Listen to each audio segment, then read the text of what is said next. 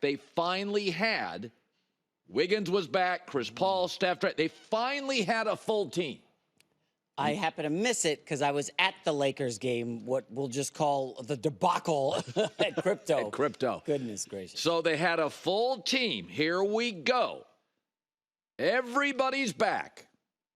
Steph was amazing.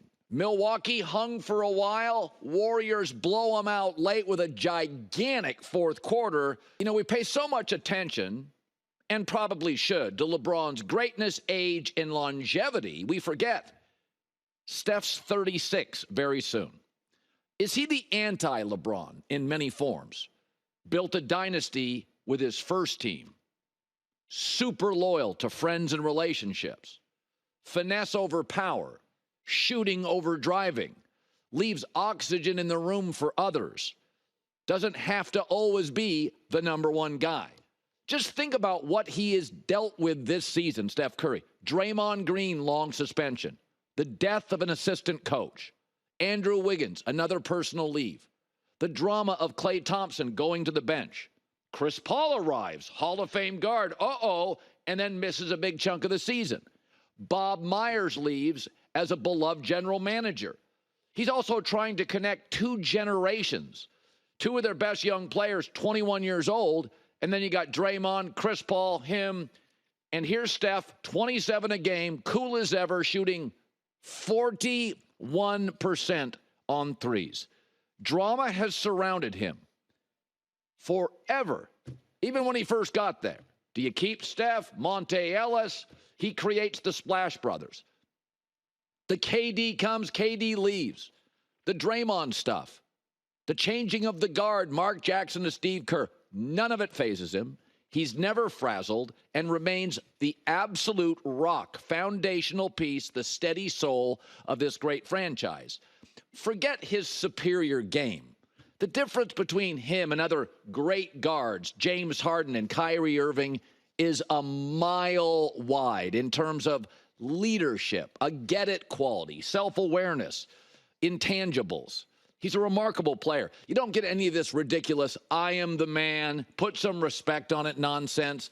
It's all about basketball IQ, working well with others, making things work, lubricating, not agitating, adapting, evolving, dealing with KD. He's had a lot of players with a lot of baggage and drama.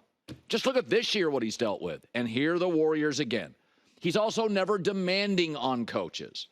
You know, I like LeBron, but he can be passive, aggressive, little drops in the media, putting pressure on a GM, an owner, or a coach. We've seen it a half dozen times in L.A. And I think the four best guards I've ever seen in my life in professional basketball, and I've watched it since the early 70s, are Michael Jordan, Magic Johnson, Kobe Bryant, and Steph Curry. And he's the only one that could play with all of them, get along with all of them. You could put him on any all-time team. If he played with Michael, he'd be like, hey, I'll just run around. If you spot me open, throw it. Kobe was hard to play with. Steph could play with him. He worked with KD. KD can be a lot. Got along great. He gets along with everybody. And that's an underrated skill.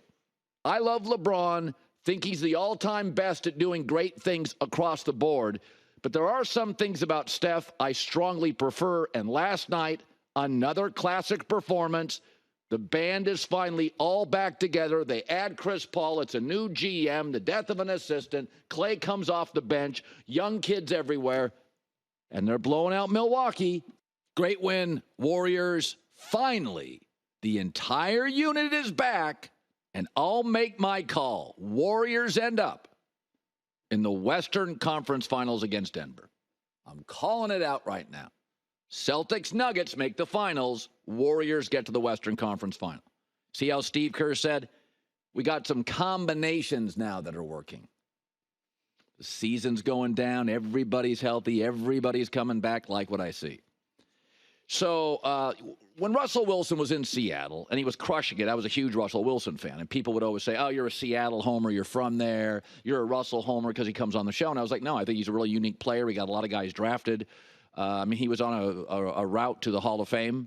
And he wasn't for everybody. But If there was ever a documentary about Russell Wilson, it would have to be titled, There's Something About Russ. Here we go again. He's now leaving Denver, and Karl Mecklenburg, a very respected former Bronco legend, a great 4-time All-Pro, 6-time Pro Bowler, said Russell Wilson isn't a leader. The foolishness that went on in his first year at Denver, a private coach, own office at the facility, family at training camp, other players didn't have those privileges, proved his self-centeredness. Here we go again. I've never seen anything like it. Multiple Seahawk players went public with a Super Bowl winning quarterback, hammering him. They didn't even do that with Jay Cutler. And, I was told for years, a lot of guys didn't like Jay Cutler. Multiple guys didn't hammer him when he left. Zach Wilson, you heard private grumblings. Nobody goes public with it. Seahawks players went public. Former Bronco legends go public. Here we go again. Jeff George, Colts, notoriously arrogant guy. I don't remember teammates taking shots at him. Elway could rub people the wrong way in Denver. He ran the city. Nobody took shots at him. Peyton Manning ran Indy. Nobody took shots at him. Cam Newton could be style over substance, little distracted, But teammates loved him. I knew 2 guys on that team. They loved him. Matt Ryan left Atlanta. All that dead cap money limited the team. Never hear anybody taking shots at him. Aaron Rodgers. I was talking to New York sports writer Ian O'Connor the other day. A great author. He's writing an Aaron Rodgers book. And he's like, you can't find a player, any top player he's played with, almost overwhelmingly, they love Aaron. Aaron may be disliked by some media or out of the room, but in the room, they like him.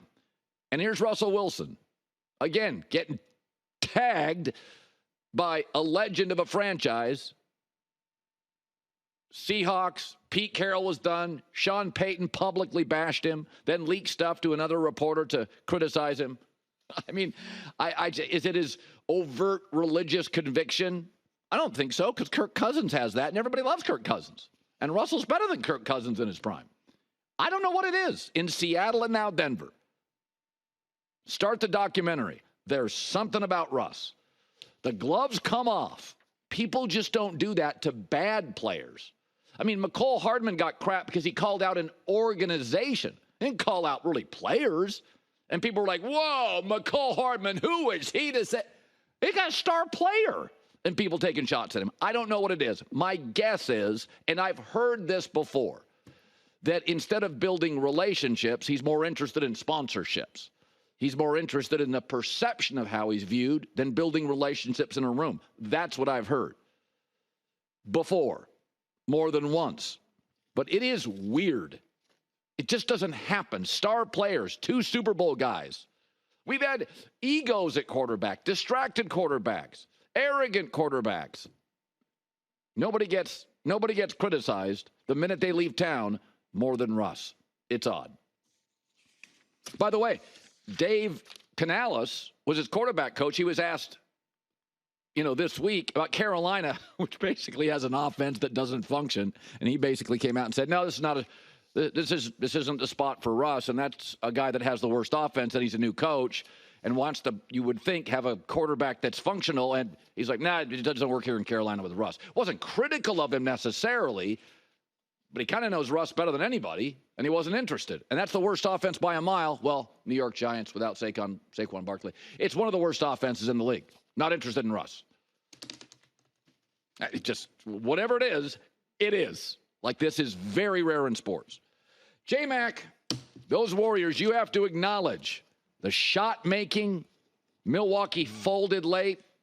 Are you more concerned about Milwaukee or more impressed with Golden State? Are these the same Warriors that lost by...